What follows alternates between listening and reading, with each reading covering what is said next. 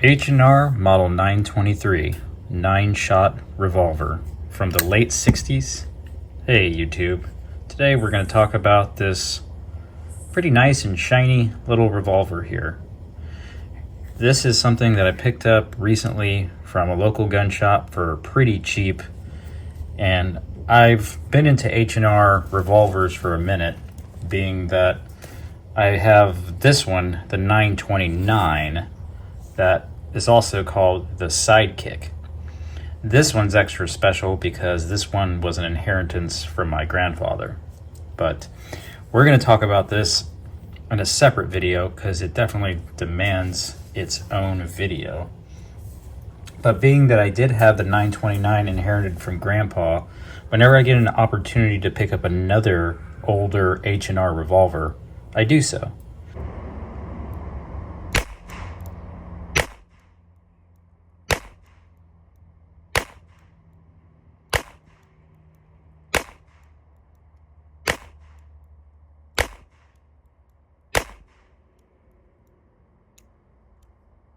Harrington Richardson is a really interesting company, being that they started in the early 19th century, which would be the 1800s, to those of you that don't understand the naming conventions regarding time.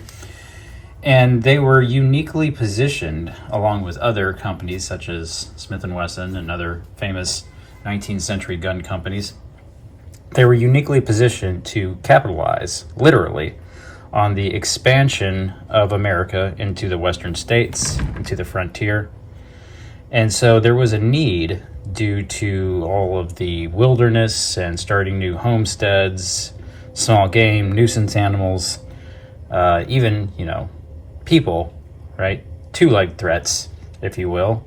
There was a need for personal firearms, personal protection devices, and small arms.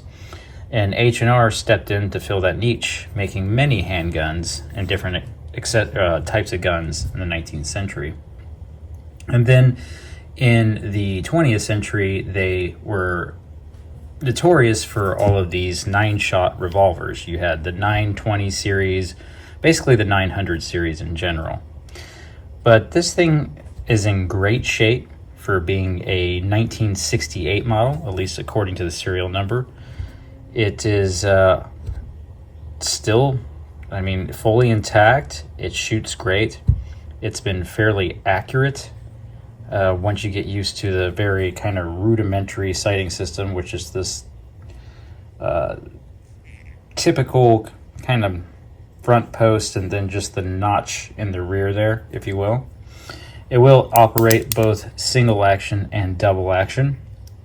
I myself, from my revolver training and experience, especially with my, Ruger 357s, I try to only shoot double action in my revolvers.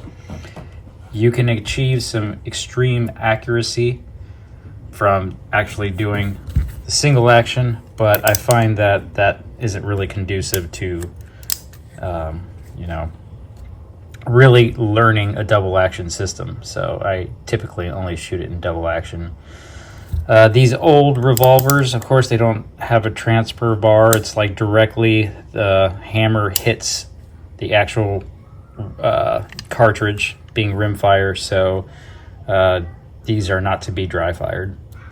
This one is kind of interesting that it has this little loading gate, if you will, similar to older, not quite like Colt old Army revolvers, but you have the ability to load rounds here. This isn't, I would say, safe to modern standards, but anybody that, has a above room temperature IQ and can maintain firearm safety should be fine, in my opinion. This is all in my opinion. But yeah, very shiny, nice finish on it, very smooth trigger, smooth operation as far as the cylinder. The cylinder comes out by pulling the cylinder pin here, and the cylinder will actually swing out. Different than the 929. I misspoke actually. You pulled the pin here, and then the whole cylinder will come out, and then you can push out each one of the cartridges or cases once they've been expelled with the actual cylinder rod, right? So this comes out completely, as opposed to this one where it swings out, and this is integral to it. You will see that in a future video. Make sure you're subscribed up so you can check that out when that comes across. The thing about this one, as opposed to the other one, that you could, in theory, get some extra cylinders and effectively treat them like they're magazines in this gun, theoretically. I don't really know if those are available. It's just a thought that I had. And so I've really enjoyed shooting this 9-shot revolver. It's nice to have 9 shots. Being that's a revolver, of course, it will shoot the shorts and longs. And these are great options if you can get one. I'm sure they're available on Gun Broker. They will occasionally come up in various FFLs and local gun stores in your area, potentially. And I think they're a great option and alternative to maybe some of the, modern interpretations of these types of guns, maybe the Bar Keep or some of the Rugers. And I like the vintage feel of them. I really love this one because, it's got the flat style side barrel, but we'll talk about that in the future. But the H&R 923, let's go ahead.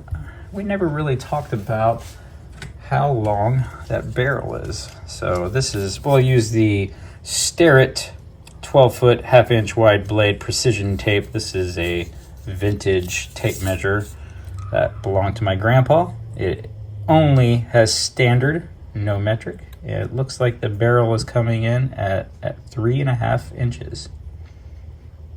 So there you go. Effectively 4 if you go all the way to the cylinder. So it's got these, they're pretty nice looking up close. You can see H&R, they're plastic, it's 1960s polymer grips, but they got some, they got a little bit of a color texturing to them in the light. And I think they look pretty nice.